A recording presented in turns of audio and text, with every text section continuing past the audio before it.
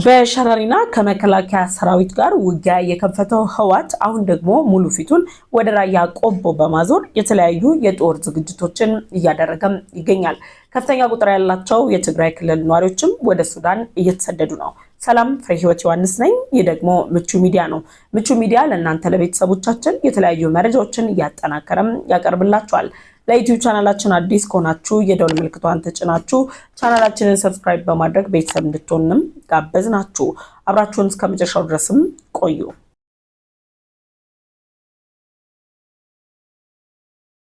በትግራይ ክልል የሚንቀሳቀሰው ህገወጡ የህወሓት ስብስብ በሀገሪቱ ላይ ሁለተኛ ዙር አስከፊ የተባለ ጦርነትን ለመክፈት የሚያስችለውን እንቅስቃሴ ወይም ደግሞ ዝግጅት ሲያደርግ ቆይቶ በሸረሪና በከፈተው ተኩስ አማካኝነት ከመከላከያ ሰራዊት ጋር ውጊያ ሲደረግ ቆይቷል።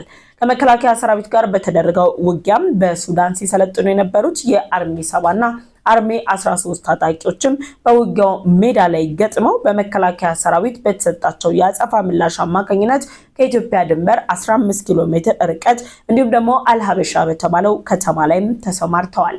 የተለያዩ ዓለም አቀፍ የሚዲያ ተቋማትም ከነዚህ ተዋጊዎች ጋር በተያያዘም የተለያዩ መረጃዎችን እያወጡ ይገኛሉ።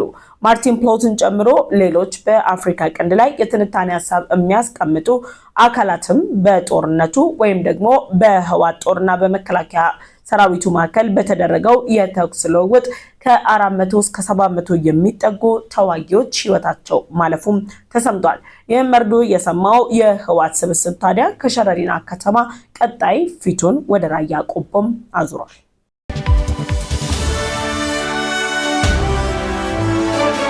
የህወሓት ቡድን ወደ ራያ ቆቦ ፊቱን በማዞር ከፍተኛ ቁጥር ያላቸው የታጠቁ ወታደሮችን የጦር መሪዎችን ጭምር እንቅስቃሴ እንዲያደርጉ አሰማርቷቸዋል። በራያ ቆቦ የሚገኘው ህዝብ በከተማው ጭር ማለት በተጨማሪ ደግሞ ወጣቶች አስገዳጅ የተባለው ወታደራዊ አፈና እንዳይደረግባቸው ሲሉ እየሸሹም እየሄዱ መሆናቸው ተሰምቷል። አላማጣን ጨምሮ በሌሎች የትግራይ አካባቢዎች ላይ የትራንስፖርት እንቅስቃሴዎችም ተገድበዋል። ባንክ ከሄዱም ከ2000 ብር በላይ ካሽ መውሰድ የማይችሉበት ስርዓትም ተፈጥሯል። ትግራይ ክልል ወደ ጦርነት ለማስገባት የሚንቀሳቀሰው ህወሓት በሸረሪና ከተማ ከገጠመው ሽንፈት በኋላ ወደ ራያ ቆቦ ሙሉ ለሙሉ ፊቱን ሲያዞርም ከኤርትራና ከሌሎች ኃይሎች የታጠቃቸው የጦር መሳሪያዎችን ጭምርም እያሰማራም ይገኛል። የህወሓት ስብስብ አሁን ላይ ባለው እንቅስቃሴ ከ15 ቀናት በፊት አስመራ እንዲሁም ደግሞ ፖርት ሱዳን ድረስ በመሄድ ከጀነራል አልቡርሃንና ከኤርትራው ፕሬዝዳንት ኢሳያስ አፈወርቂ ጋር ዶክተር ደብረጽዮን ገብረሚካኤል እንዲሁም ደግሞ የህወሓት ሌላኛው የፊት አመራር ሞንጆሪኖ ውይይቶችን ሲያደርጉ እንደቆዩም ሲነገር ቆይቷል። በውይይቱ ማግስት ላይ ህወሓት የከፈተው ተኩስም ታዲያ በራሱ ተሸናፊነት እንዲጠናቀቅ እንዳደረገው ዓለም አቀፍ የሚዲያ ተቋማት ሲዘግቡም ህወሓት እንደከዚህ ቀደም ሁሉ ድል ቀንቶኛል የሚል መረጃ አለማሰራጨቱ ራሱ ሽንፈቱን እንዳመነ የሚያሳይ ነው የሚሉም የፖለቲካ አስተያየት ሰጪዎችም አልጠፉም።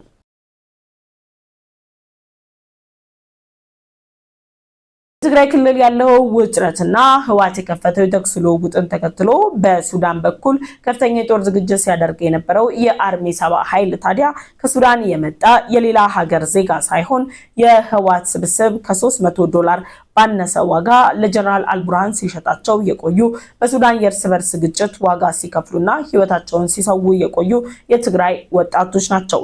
እነዚህ ወጣቶች ታዲያ በሸረሪና ከተማ ከተከፈተው ተኩስ ልውውጥ በተጨማሪ ወደ ራያ ቆቦ ላይ እየተደረገ ባለው የጦር እንቅስቃሴ ላይም ተካተዋል። እናቶች ዛሬም ድረስ በትግራይ ክልል ወጣት ልጆቻቸው አስገዳጅ ወታደራዊ ምልመላ ውስጥ ተካተው በወንድሞቻቸው ላይ ጦር እንዲያነሱ መደረጉን አምረው እያለቀሱም ቅሬታቸውን ያቀርባሉ። የሆነ ሆኖ በህወሓትና በፌደራል መንግስቱ መካከል ላለፉት ጊዜያት ዋነኛ የክርክር አጀንዳ የነበረውና በፕሪቶሪያው ስምምነት ላይ ዋነኛ ነጥብ የነበረው የስደተኞች ወይም ደግሞ የተፈናቃዮች ወደ ቀያቸው መመለስ አጀንዳን ህወሓት ዳግም ቁጥራቸው ከፍተኛ የሆኑ የትግራይ ተወላጆችን ወደ ሱዳን እያሰደደ ሁለተኛ የስደት ምዕራፍንም ከፍቶላቸዋል። ቢቢሲ ዛሬ ባወጣው ዘገባ ላይ እንደገለጸው ከፍተኛ ቁጥር ያላቸው የትግራይ ተወላጆች ወደ ሱዳን እያቀኑ ይገኛሉ። ወደ ሱዳን ቢሄዱም ሰላም የለም፣ በሱዳን ቢቀመጡም ጦርነት ነው ያለው። ከጦርነቱም በላይ ደግሞ አስከፊ የሚሆነው ህወሓት ራሱ በሱዳን የእርስ በርስ ጦርነት ላይ ቀጥተኛ ተሳታፊ መሆኑም ጭምር ነው። ታዲያ የትግራይ ህዝብን ማብቂያ ወደሌለው እልቂትና ማብቂያ ወደሌለው እንባ ውስጥ እየከተተ የሚገኘው ህወሓትም ከኤርትራ ጀነራሎች ጋር ተገናኝቶ ምክክርን አድርጓል።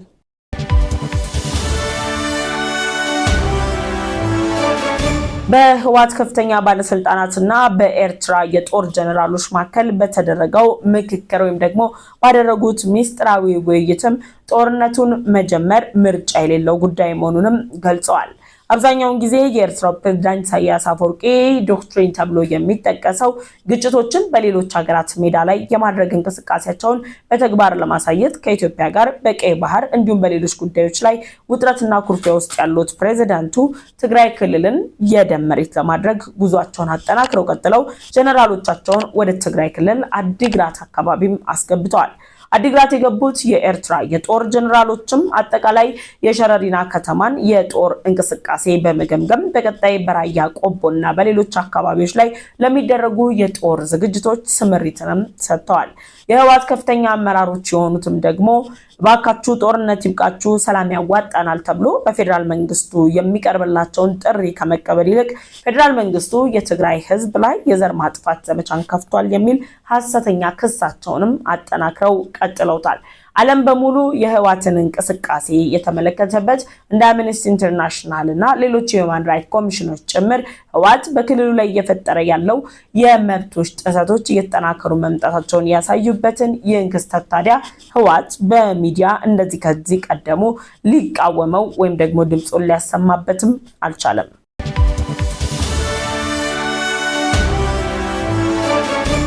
ከፌደራል መንግስቱ ጋር ግጭት ውስጥ በመግባት 4 ኪሎ እንገባለን እያለ የሚያስበው የህወሓት ስብስብ እያደረገ ያለውን አጠቃላይ እንቅስቃሴ ተከትሎ የሚዲያ ክንፉን የሚመሩት ወይዘሮ ፈትለወርቅ ወይም ደግሞ ሞንጆሪኖ እንደ ከዚህ ቀደሙ ሁሉ የሚዲያ ሰራዊታቸውን አንቀሳቅሰው በሚዲያ ብልጫ ሊወስዱም አልቻሉም። የህወሓት የሚዲያ ብልጫ መነጠቅ ከኤርትራ መንግስት ወይም ደግሞ ኤርትራው ማስታወቂያ ሚኒስተር ከወራት በፊት ኢትዮጵያ ከ45000 በላይ የሚሆኑ የሚዲያ ሰራዊቶቿን አሰማርታ በኤርትራ ላይ ዘመቻ ከፍታለች የሚለውን ክስ ህወሓትም በቀጣይ ጊዜያት እንደሚከፍትም እየተነገረም ይገኛል። አሁን ባለው ሁኔታ ህወሓት ቀጣይ ሊወስዳቸው ይችላሉ ተብለው የሚጠበቁ እርምጃዎች ራያ ቆቦ ላይ አዲስ ጦርነት ግጭት መፍጠር፣ ከዛም በተጨማሪ ከኤርትራ ጋር ያላቸው ልትዮሽ ግንኙነትን መነሻ በማድረግ ኤርትራ ያላትን ልምድና ተሞክሮ ለህወሓት በማካፈል የኢንተርኔት ኮኔክሽንን በማቋረጥ ዓለም አቀፉ ማህበረሰብ የትግራይ ህዝብን አሁን ያለበትን ሁኔታ እንዳይገነዘብ የማድረግ ከዛም በተጨማሪ ደግሞ በክልሉ የተለያዩ እንቅስቃሴዎችን በማድረግ ወጣቶችን ለአስገዳጅ ወታደራዊ አፈሳ በመጫን ብቻ ሳይሆን እናቶች አሁንም እያለቀሱ እንዲቀጥሉና የትግራይ ክልል ጦርነት በትግራይ ህዝብ ሙሉ ለሙሉ ቅቡልነት ያገኘ ነው ለማለት የሚያስችል ፕሮፓጋንዳዎችን ይሰራሉ ተብሎም ይጠበቃል።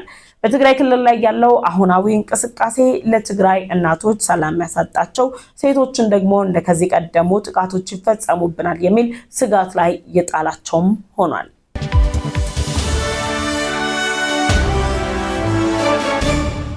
በትግራይ ክልል ያለውን አሁናዊ እንቅስቃሴን ተከትሎ ምሁራን፣ የፖለቲካ ተንታኞች እንዲሁም ደግሞ በተለያዩ የማህበራዊ ሚዲያ ላይ ሐሳባቸውን የሚሰጡ አካላት የፌደራል መንግስቱ ህወሓትን እስከ መቼ ድረስ ነው የሚታገሰው? ህወሓት በትግራይ ህዝብ ላይ ከፍተኛ የተባለ ጥቃትና ዘመቻንም ከፍቷል፣ እርምጃም ሊወሰድበት ይገባል እያሉም ይገኛሉ። የፌደራል መንግስቱ ከህዝብ እየቀረበለት ያለውን ጥሪ ይቀበላሉ የሚለው የኛም ጥያቄ ነው። በተጨማሪም ከትግራይ ክልል ብዙ ወጣቶች የፌደራል መንግስቱ ይድረስልን፣ እናቶችም ድረሱልን እያሉ ይገኛሉ። በጦርነት ከቀያቸው የተፈናቀሉ፣ በምግብ እጦት የሚሰቃዩ፣ ሕክምናን እያላገኙ ያሉ የትግራይ ህዝብ ደግሞ ዳግም እልቂት ሊፈጸምበት ህወሓት የጀመረውን የጦር እንቅስቃሴ ዓለም አቀፉ ማህበረሰብ ብቻ ሳይሆን መላው ኢትዮጵያውያን በጋራ ሆነ መቃወም የሁላችንም ኃላፊነት ነው። ይህ ምቹ ሚዲያ ነው። እኔ ደግሞ ፍሬ ህይወት ዮሐንስ ነበርኩኝ። ለዩቲዩብ ቻናላችን አዲስ ከሆናችሁ የደወል ምልክቷን ተጭናችሁ ቻናላችንን ሰብስክራይብ በማድረግ ቤተሰብ እንድትሆኑ ጋበዝኳችሁ። ቻናላችንን ሰብስክራይብ አድርጋችሁ ቤተሰብ ከሆናችሁ ላይክ እና ሼር በማድረግ ለወዳጅ ዘመዶቻችሁ እንድታጋሩም ጠይቃችኋለሁ። በቀጣይ በሌሎች ዝግጅቶች እንመለሳለን። እስከዛው ቸር ቆዩ። ሰላም ለኢትዮጵያ።